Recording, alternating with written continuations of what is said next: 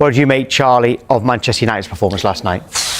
Just what we're used to, I guess. They've been good for the last few weeks. They have the international break probably come for the wrong time for them.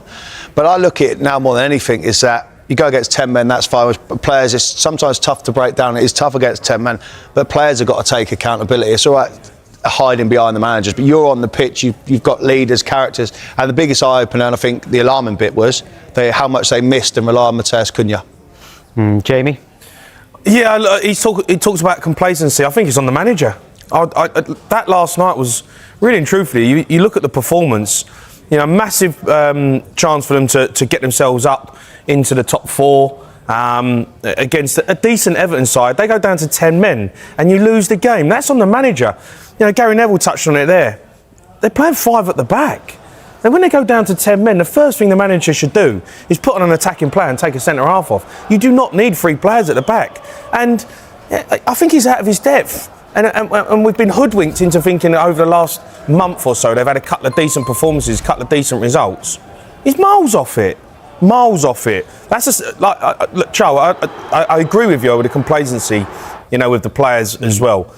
But a manager to not change his tactics when they've gone down to 10 men and you leave 5 at the back. But that's ridiculous. But you say hoodwinked on the results that they've obviously had.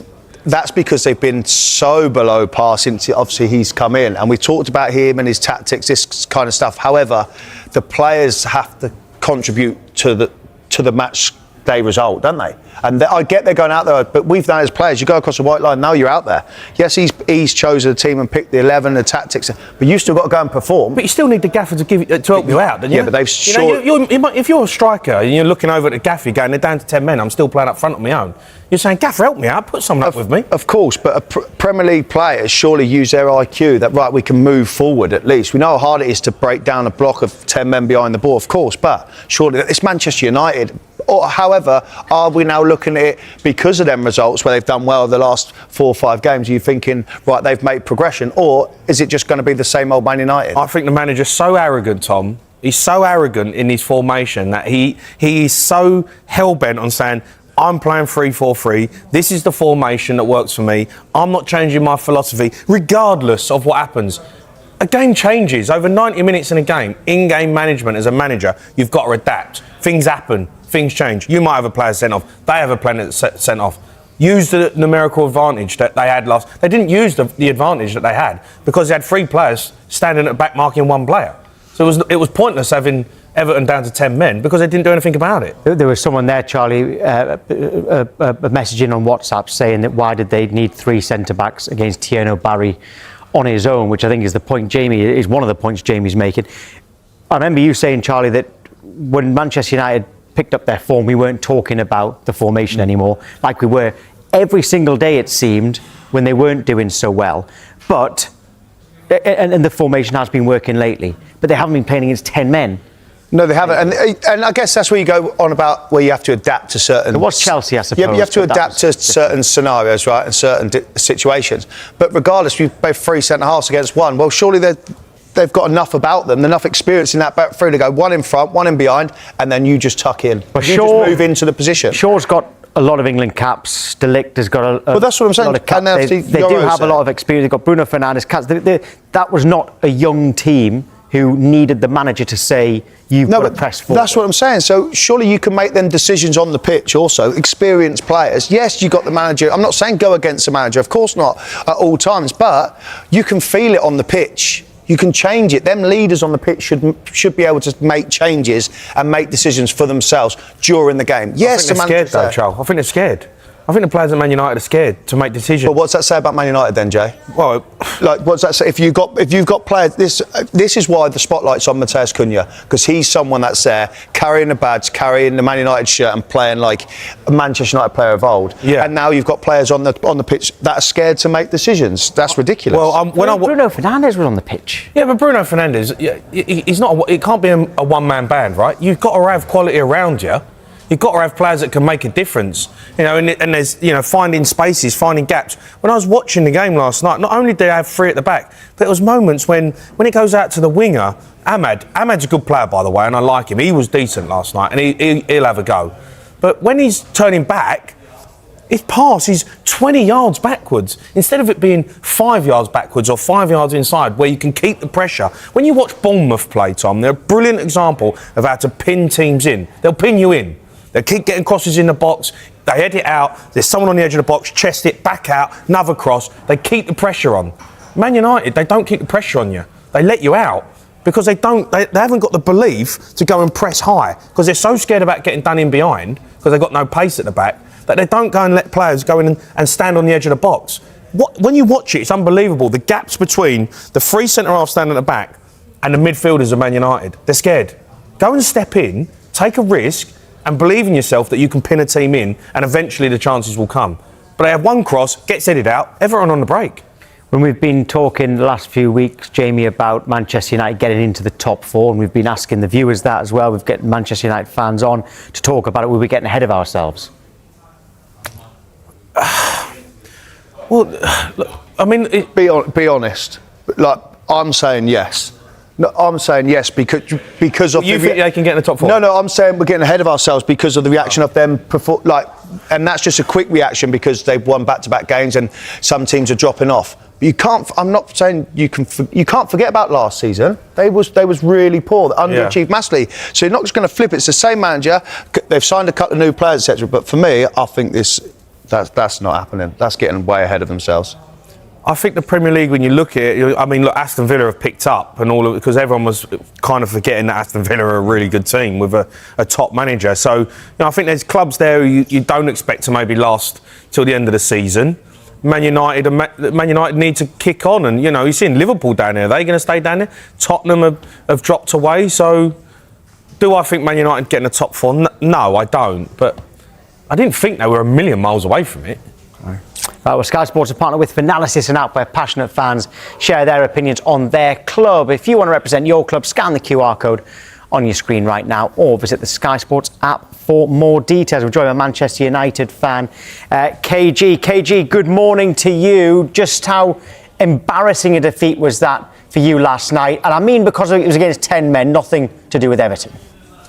Well, no, the embarrassment is the 10 men. It's when it happens, you think you've been given a gift, their players are fighting, and you're like, well, we have to win this game. It went from anything can happen to there's no excuses for a loss here. Like, similar to what the manager said, and I think, like, you're both on the money when you talk about, like, O'Hara, Austin, you both, when you say who's it on, I'm going to give the blame both sides. I don't think there's nothing about when you talk about the three centre-backs, that's not really the issue. It's the fact of intensity. We go into games and I'm not seeing what we're looking for. Their players are fighting and we're scratching our heads. We can't be doing that. So I can't believe what happened yesterday. I'm still trying to get over it, really. KG, do you think that I said that the spotlight's on Mateus Cunha? He's the first Man United player signing that's come in and looked like a Manchester United player. But I think he's the one that ignites the speed, the tempo, gets everybody else behind him. And yesterday was so highlighted that without him, Manchester United just go back to the same old from what I guess we've seen for the whole time Almiron's been in charge. No, I disagree. I think it's more like with Man United, very early in the game, you'll kind of tell what type of team we're going to be today. Because with Jekyll and Hyde performances, one day we decide we're going to press. You've seen us against Liverpool. You've seen us in really difficult games when we look after it. Even the Tottenham game, you saw good intensity. Yes, we lost it at the end, but then some days we turn up in games like this. This kind of reminds me of, it felt like Grimsby again.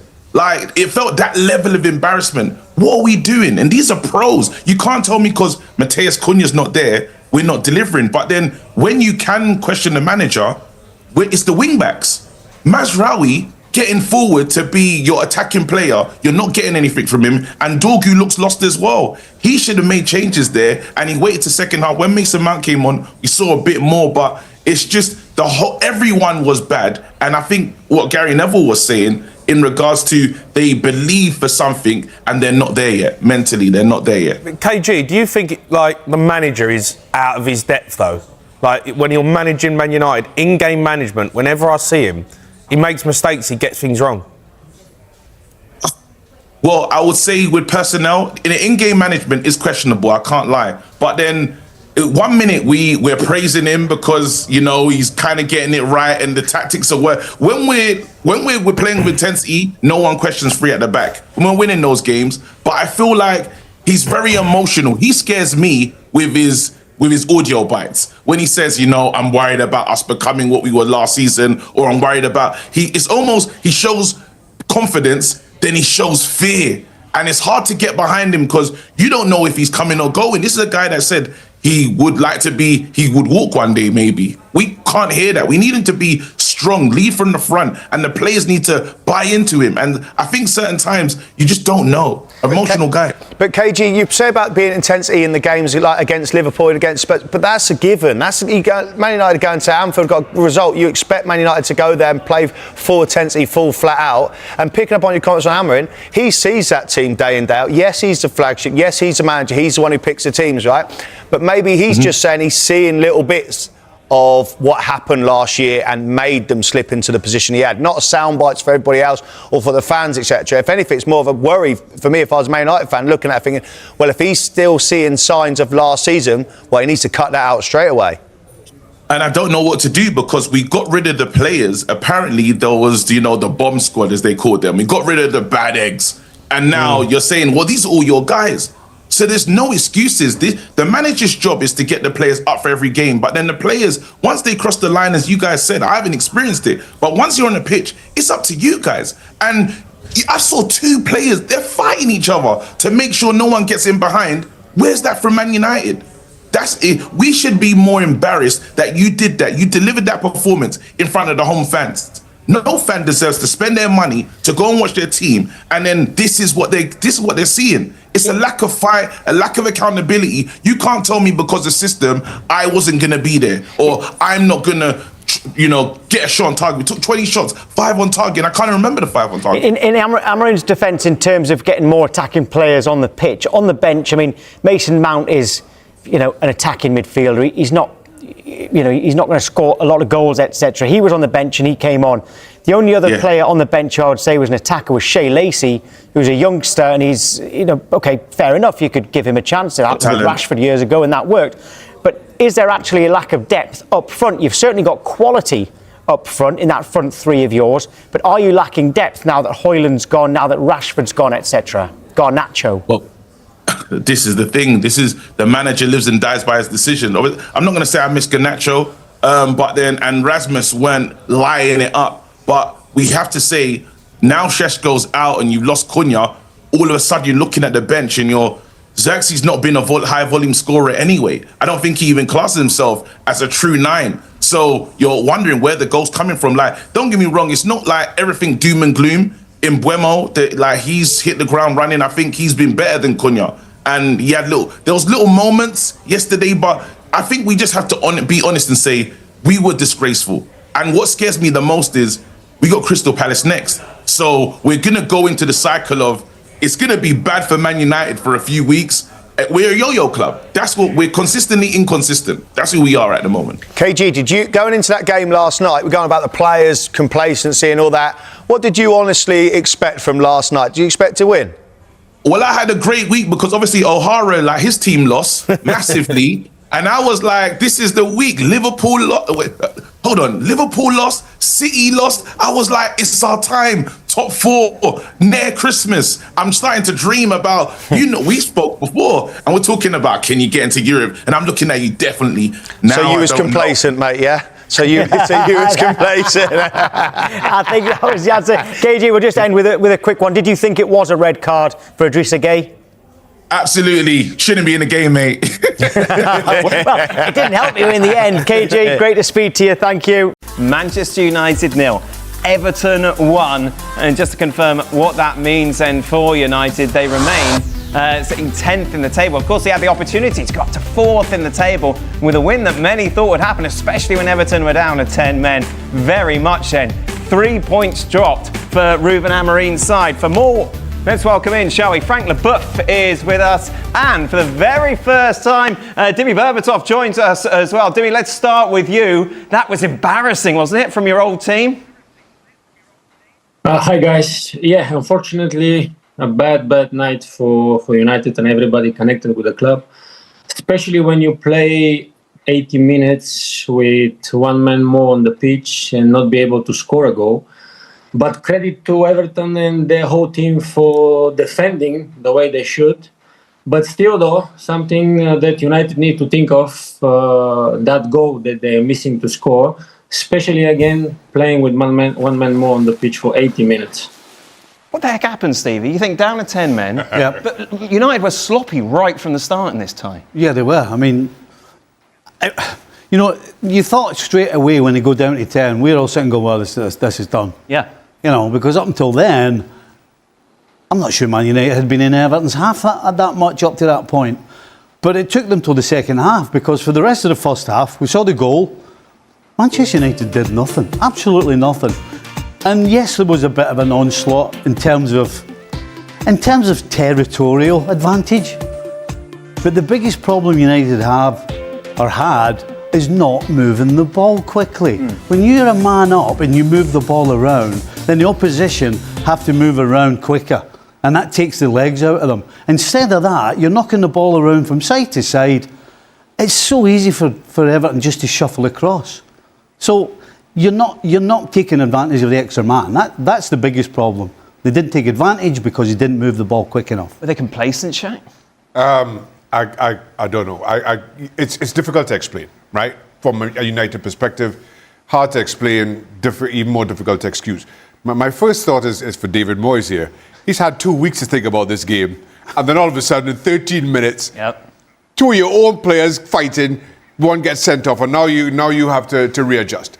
But credit to whether it's David Moyes or just the other 10 players left on the park, I thought Everton were great value for their point. No, the other side to that is you could, certainly I would say Jordan Pickford was Everton's best player, would get man of the match. But that does not paint the true picture of how this game went. I thought the 10 men of Everton bossed this game for large spells. As the game went on, of course, they tired and United had more possession, brought more to Jordan Pickford. But there were times where Everton looked the more likely to score.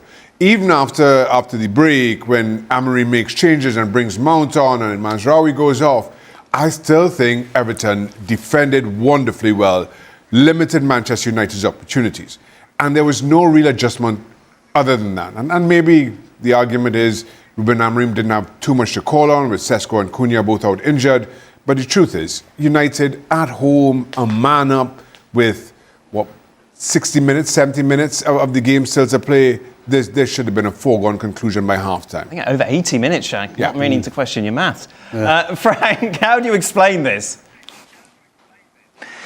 Well, simply by the fact that I think Manchester United played only on one gear. They didn't change the pace at a certain point of the on the pitch, where normally you see Amad Diallo pacing up and troubling the defense. It was the same, the same pace and the same gear, and so you don't surprise the defense. And if you can play 10 against 11. I mean, I remember training with Gianluca Vialli, an Italian specialist, 4 against 10, and they couldn't score because we are well organized and we are moving. And if you don't change the pace, and if you don't try to surprise the defense, you're not going to score. Yes, you need an artist like Dimitar Berbatov, but otherwise it doesn't work. And that's what happened today or tonight for Manchester United. And Dewsbury Hall showed how to change the pace and how to surprise. And one goal, bye-bye. Dimitar, don't believe a word. You should have heard what he was saying before you came on air. Have you ever wanted to punch a teammate, Dimitar? Oh, pretty much every game, to be honest. but as someone, listen. I like stuff like this. It shows that you want to win. You're passionate. You want your team to do well. You want your teammates to do well. And sometimes tension boils, and either sometimes you argue with the opposition, sometimes that it happens you argue with your own teammates. And we've been witnessing in the past as well, bust up in the Premier League as much as you want.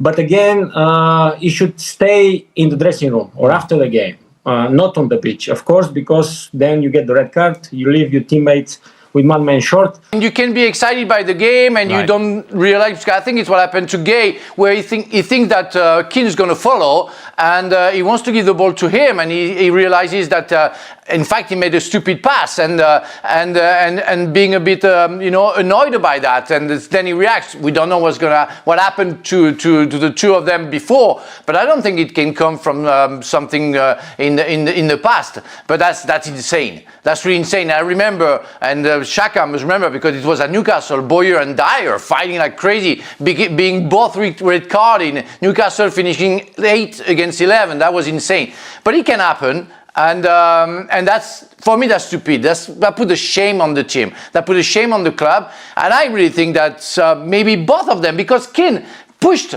Gay. Instead of trying to calm down, he pushed him, and maybe pushed Gay to slap him. So that's something that the club in internal had to sort out, because that's not a very good image of football and of Everton FC. You experienced anything like that, Shane? No, not on the park. So, but to Craig's point, to Frank's name point, is. to Frank's point, I wasn't at Newcastle. Thank you to remember my name.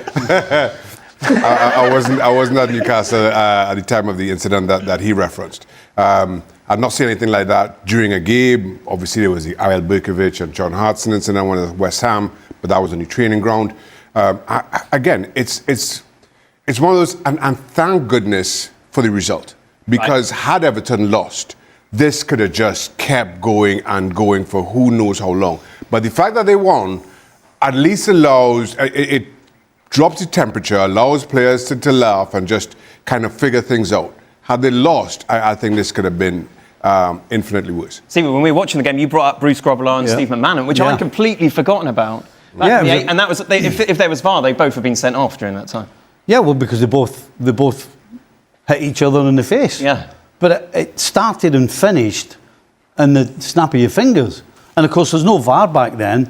And it was only the cameras that picked it up. The referee and the linesman don't see it. But is that something that still bubbles in the dressing room? No. That's so weird, isn't it? You wouldn't think that. It stops as quickly as it starts. And it's forgotten. Because we all understand that there's things happen on the field.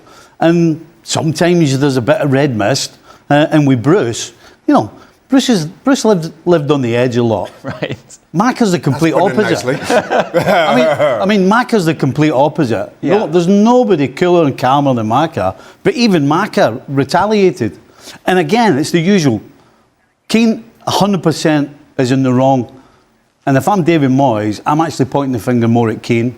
Because... Really? Well, Gay's reacted. The guy who's on the field of play, and we've seen it over the course of how many years, somebody has a bad challenge, the other guy loses control and hits him and gets sent off. The guy who retaliates gets sent off. And it's the same here. So if I'm David Moyes, I've got more of a problem that Keane has lifted his hands first. That's where I would start. Frank, have you ever come close? Chris Sutton, you ate him. No, he spit it on me, but the year before when he was playing for Blackburn. But I remember one guy in Blackburn, Graham Lasso, having a fight as well. I don't remember against whom, but that was insane, because I know Graham. Graham is the coolest guy in the world, loving everybody. When I saw the image, it was before he signed for Chelsea. I couldn't believe, knowing him after that he was capable of doing that and not stopping and fighting back. So it never happened to me, and no, I would have never reacted. You could be upset with somebody, but you don't go that far. I mean, you have to be. Come on, you have to think a bit. We know we're all football players. Sometimes we have empty brains, but still think a little bit, guys. Let's focus a little bit on Manchester United, Dimitar. It's incredible thinking when you were with them, of course, winning Premier League titles, one of the best teams in the world. To drop how far they have, it must still seem a bit of a surprise for someone who was there during the peak of their success. Of course it is. And it's even difficult sometimes to speak about the present days and then go back to the past and compare years and how long it's been since the last Premier League trophy. And it's in a way of speaking like United needs to go back to winning ways now for 13 years without that Premier League trophy. But it is what it is. It shows you that sometimes the Premier League is so difficult to compete. Even Liverpool now dropping to 11 after they become champions last year. Of course, it's credit to the other teams that they are building the competition. So you need to be better every year if you want to stay to the top. But from Manchester United perspective, honestly, sometimes when we spoke with former teammates, we are wondering what is the right answer. Us probably answer. And we are just hoping that as soon as possible, United will come back to the right path of winning games. But obviously, it's not going to be tonight as well, because it was I can say, poor performance, because you should be able to score at least against the opposition who is playing with one man short on the pitch. But he was not able today. So there's a long road again to walk until we can finally be sure that United will go back to the fighting for the Premier League. Dimitar, have you seen enough from Ruben Amorim to believe that he is the right man for the job?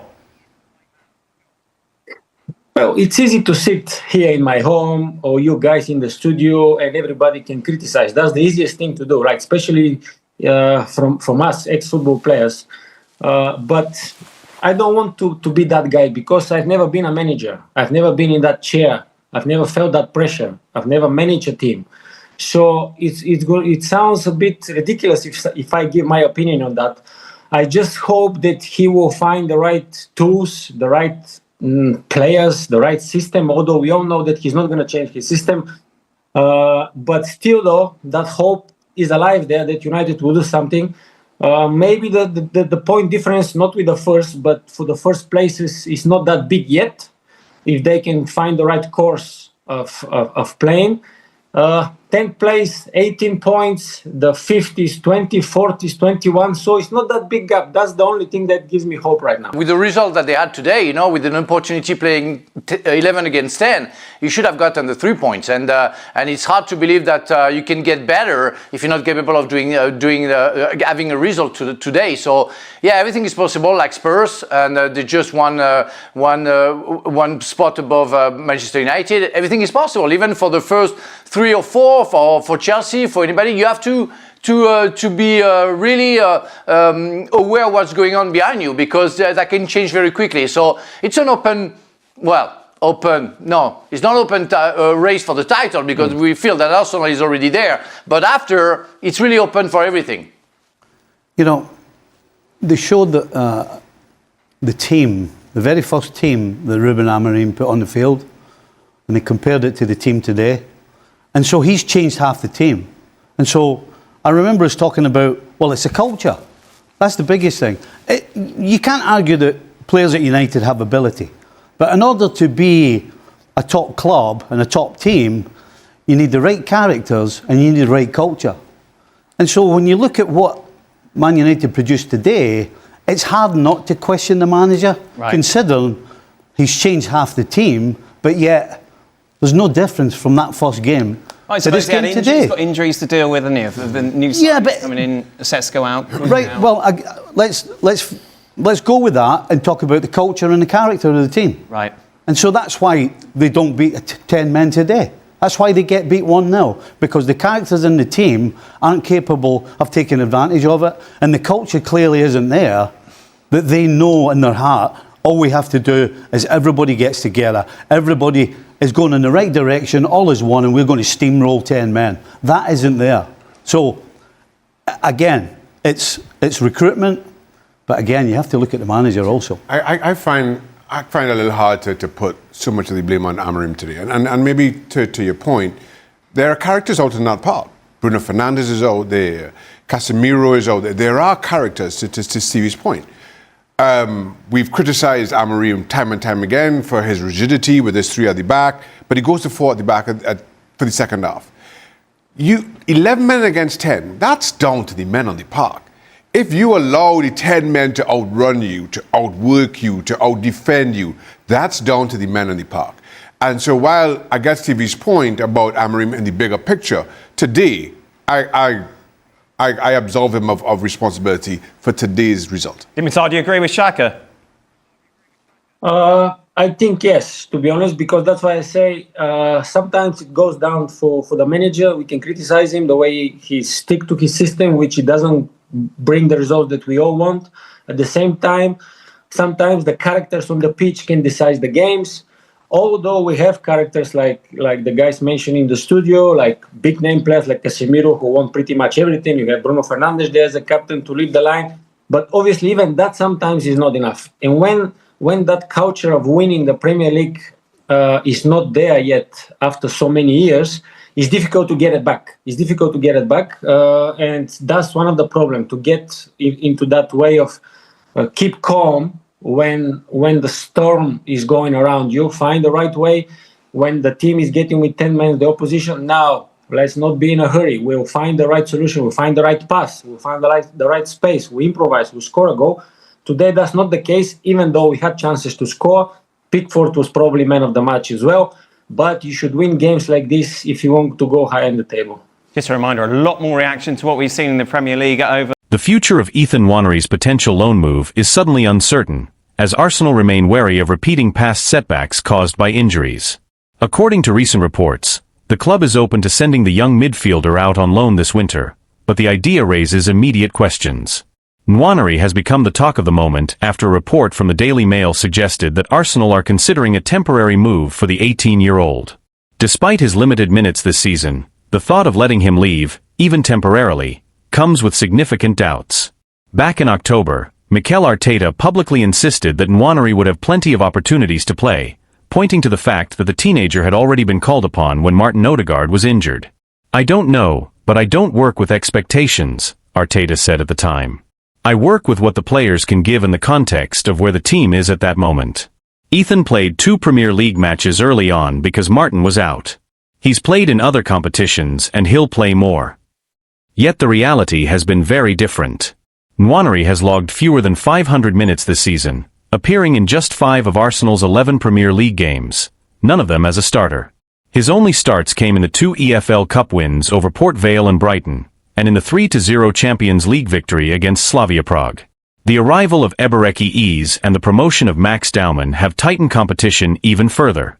And despite injuries to Odegaard, Bukayo Saka, and Noni Madueke, Nwanery's pathway has only narrowed. It's easy to forget how young he still is.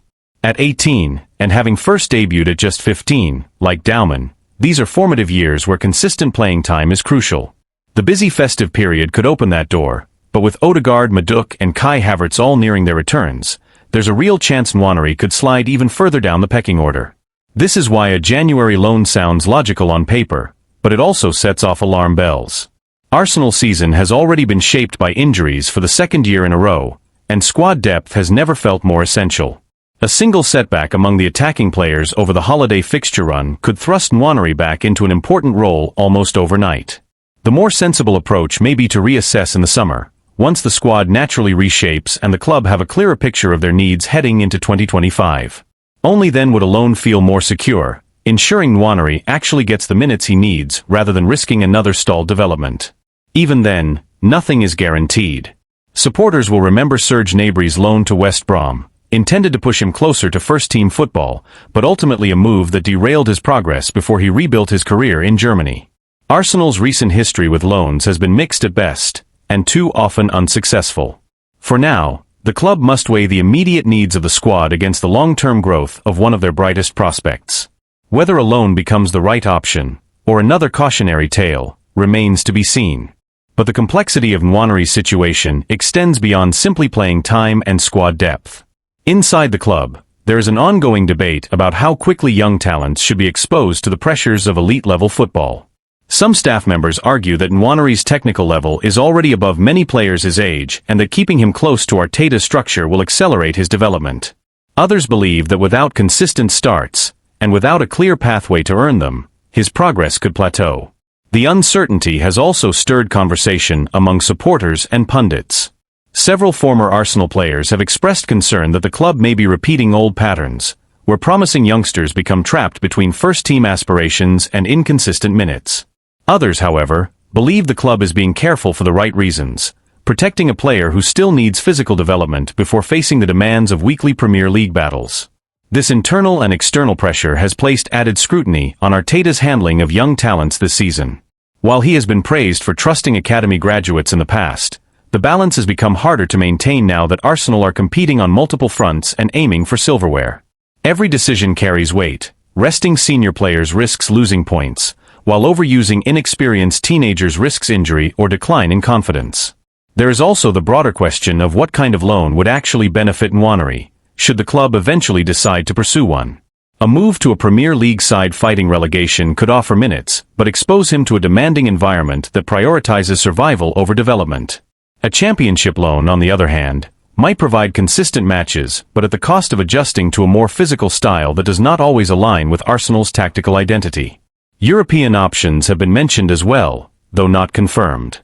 The possibility of joining a club in the Netherlands or Germany, leagues known for nurturing young talent, has been discussed quietly among observers. Yet Arsenal are hesitant, given how unpredictable such moves can be and how often they fail to produce the expected results. Meanwhile, Nwaneri himself remains focused and professional, according to those around the training ground. He is said to be eager for opportunities, but not frustrated or discouraged. The coaching staff admire his attitude, which only complicates the decision further. He is doing everything right, and still his future remains uncertain. As Arsenal approach the January window, the club finds itself at a crossroads. The next few weeks will likely be decisive, not just for Nwaneri's short-term career, but for how Arsenal choose to manage their most gifted prospects in an era of high expectations and relentless schedules. Any decision made now will be examined closely, not only because of what it means for Nwaneri, but because it will signal how the club intends to balance ambition with development as they move into the next phase of Arteta's project. Arsenal now face a difficult setback. Piero Hincapié may have to step into the North London derby under less than ideal circumstances after Gabriel's injury blow. The club is hoping that Hincapié's long late return trip to North London won't affect his readiness to replace Gabriel against Tottenham, because losing the Brazilian for such a crucial match is a major hit to Mikel Arteta's plans. Arsenal have already been forced to cope with key absences at various stages of the season, but Gabriel missing the derby presents a challenge of a very different magnitude. Naturally, the focus shifts to who will fill the gap on the left side of Arsenal's defense, and for many, the most logical answer is Piero Hincapié. The summer signing impressed during his only start for the club so far, an outstanding display at left centre-back in the League Cup win over Brighton. That night, he partnered with Christian Mosquera, who is also an option for Arteta on Sunday. One possible configuration would see William Saliba move to the left, with Mosquera taking his place on the right, depending on how heavily Hincapié's international travel weighs on Arteta's decision. And that travel is far from insignificant. The Ecuadorian defender is currently away with his national team. He captained Ecuador during their 0-0 draw with Canada, helping secure the clean sheet. But the real concern comes with his final international fixture. Ecuador face New Zealand in New Jersey in the early hours of Wednesday morning, UK time. The match kicks off at 1:30 a.m. and is expected to finish around 4 a.m. Only after that will Hincapié board his flight back to England, meaning he won't arrive in London until Wednesday afternoon at the earliest. From there, he will have just a handful of days to recover, settle back in, and prepare for one of the most intense fixtures of the season. The slight silver lining is that the derby falls late in the weekend, giving him as much time as possible to reintegrate. Still, the timing of his return is far from ideal and adds yet another layer of uncertainty to Arsenal's defensive preparations ahead of a match that could define their momentum for weeks to come. Beyond the logistical headache, Arteta and his staff must also consider the physical and tactical demands that a North London derby imposes. It is not the sort of match where a defender can arrive underprepared, particularly against a Tottenham side that has looked sharp in attack this season. Any hesitation, any lapse in intensity caused by travel fatigue, could be costly. Inside Arsenal, there is a quiet concern that the club may once again be walking a tightrope with its defensive depth. Over the past 2 seasons, injuries at the back have forced Arteta into uncomfortable choices, and Gabriel's setback reopens a conversation that the club hoped was behind them.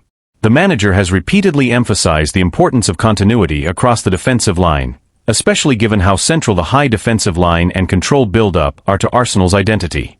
Gabriel and Saliba have been at the core of that stability, and disrupting it inevitably changes the team's rhythm.